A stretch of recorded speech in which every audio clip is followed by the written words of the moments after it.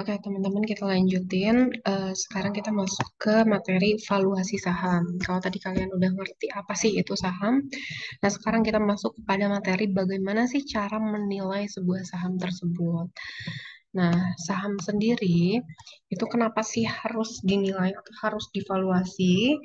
Itu yang pertama karena saham itu merupakan aset finansial yang juga dapat dijadikan investasi. Nah, kalian kan pasti nggak mau dong yang namanya investasi kalian itu eh, nanti tiba-tiba hilang atau kalian salah masuk ke dalam investasi bodong gitu. Maka dari itu kita harus menilai aset di mana kita mau menempatkan dana kita. Nah, penilaian saham ini juga dilakukan untuk menentukan apakah saham yang akan dibeli atau dijual tersebut akan memberikan tingkat return yang sesuai dengan return yang kita harapkan atau enggak. Jangan sampai nanti kita mengharapkan, oh saya mau menyimpan dana saya dalam sebuah investasi itu 10 juta. Lalu saya berharap di akhir tahun nanti saya akan mendapatkan 1 juta dari 10 juta yang saya tanamkan. Padahal di akhir nanti kalian ternyata hanya mendapatkan 200 ribu. Otomatis nanti kalian akan merasakan kecewa. Nah, kenapa sih bisa kecewa? Itu bisa juga karena salah dari penilaian di awal.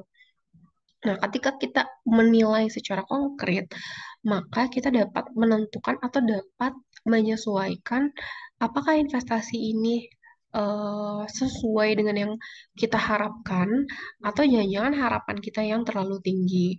Nah, nilai saham ini juga dibedakan menjadi tiga. Yang pertama adalah nilai buku, lalu nilai pasar, dan juga nilai intrinsik. Nah, untuk nilai buku sendiri, itu merupakan nilai saham yang menurut pembukuan perusahaan emiten. Jadi nilai buku biasanya dikeluarkan oleh emiten. Nah, nilai pasar adalah harga dari pasar di pasar modal pada saat tertentu.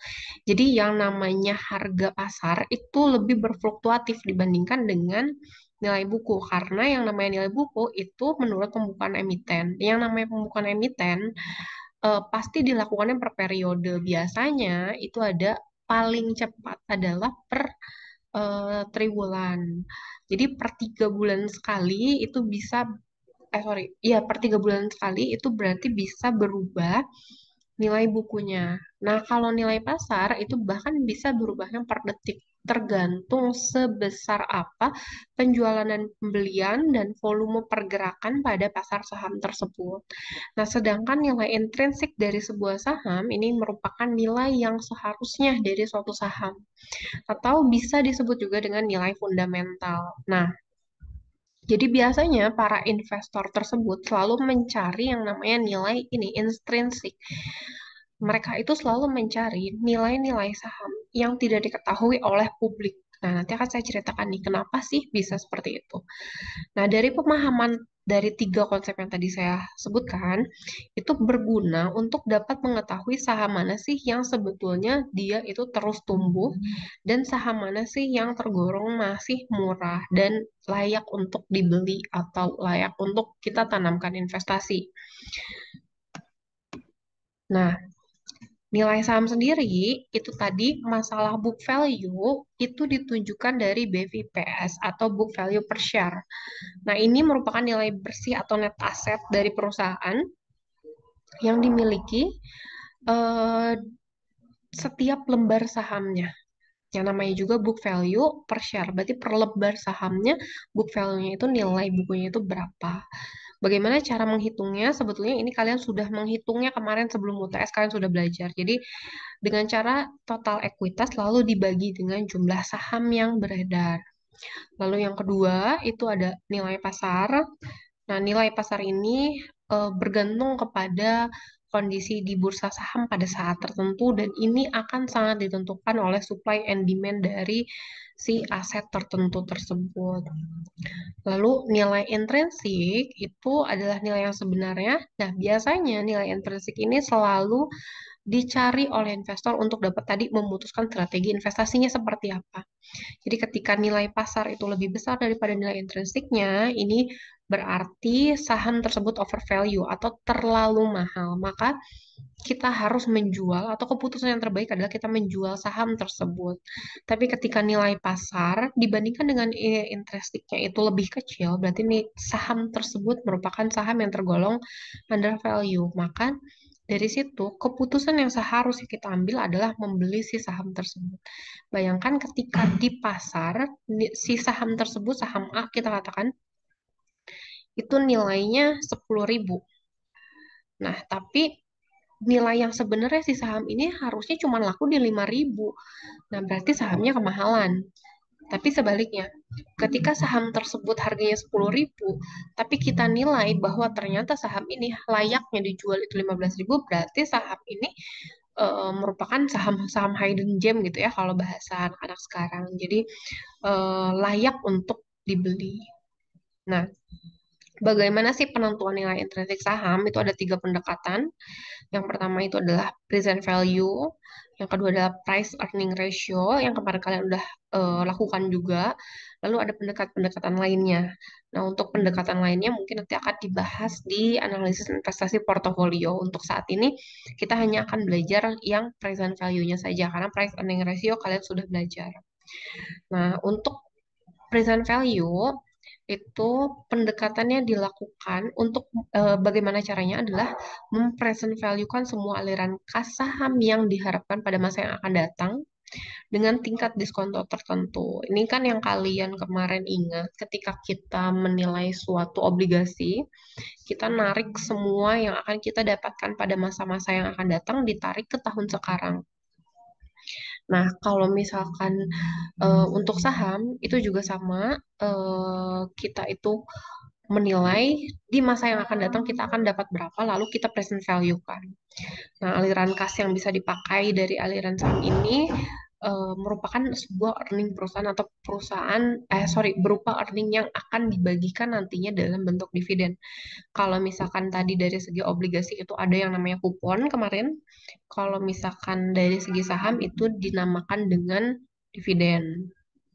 Nah, ada juga nih model diskonto model atau MDD merupakan model yang mengestimasi harga saham dengan cara mendiskontokan semua aliran dividen yang akan nantinya diterima pada masa yang akan datang.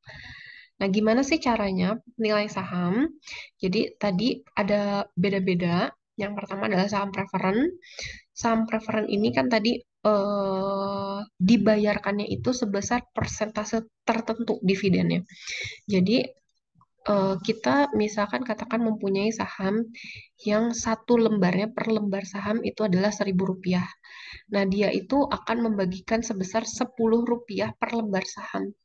Baik perusahaan rugi maupun untung pasti harus dibagikan Rp10 tersebut.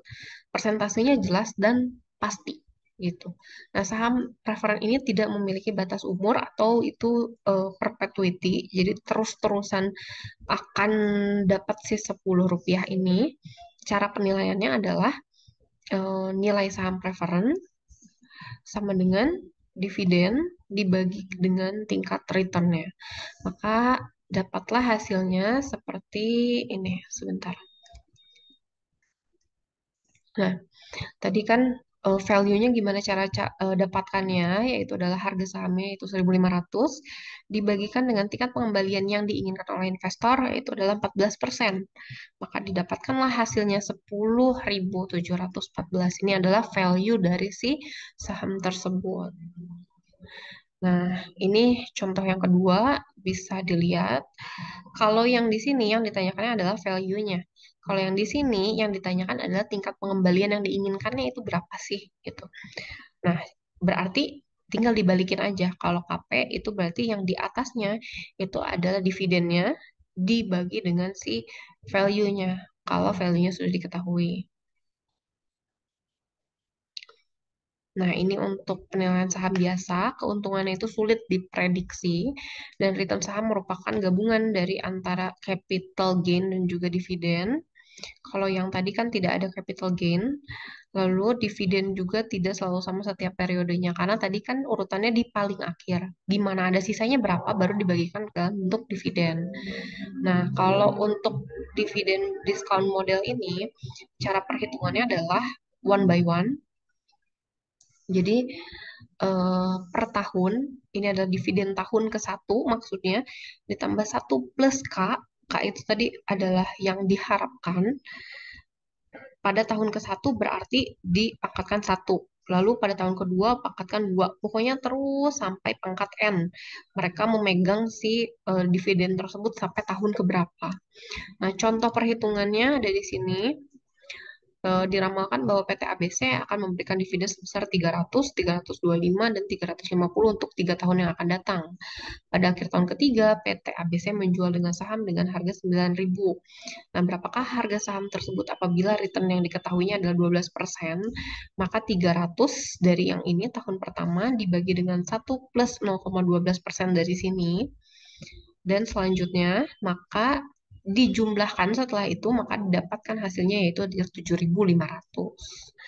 Nah, penilaian saham biasa juga dibagi ke dalam tiga hal. Ada yang pertumbuhannya nol, ada yang pertumbuhan dividennya konstan, dan ada juga yang pertumbuhan dividennya tidak konstan. Kan tadi kayak di slide sebelum ini dikatakan bahwa yang namanya dividen itu tidak konstan, sorry, bisa berfluktuatif, tapi bisa juga berarti nol pertumbuhannya, bisa konstan dan bisa tidak konstan. Nah, ini untuk yang pertumbuhan dividennya nol, itu tinggal ditambahkan saja sederhananya. Ini contoh soalnya. Lalu yang pertumbuhannya konstan, jadi per tahunnya dia akan naik sebesar 10% misalkan. Jadi kita harus nyari tahu dulu growth-nya. Kita pakailah yang ini saja.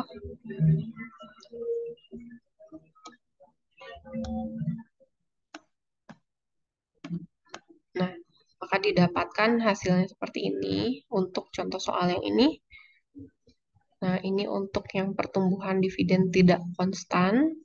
Jadi di fase awal itu selalu biasanya early faster growth, jadi selalu faster than economy and then match with the economic growth dan slower than economic growth. Jadi dia selalu yang namanya saham itu mengalami dua life cycle. Di awal-awal masa dia akan naik secara drastis seperti yang terjadi pada saham Goto misalnya. Lalu yang selanjutnya dividennya juga akan bergerak sesuai dengan ketika perusahaan sudah ada di tahap mature, biasanya dividennya tergolong lebih slower, bahkan cenderung konstan. Nah, cara perhitungannya, ini contoh soalnya, perhitungannya seperti ini. Jadi dicari dulu untuk dividen tahun pertama seperti apa, dividen tahun kedua seperti apa, dan didapatkan present value-nya seperti apa. Nah, present value-nya pun dimasukkan ke sini.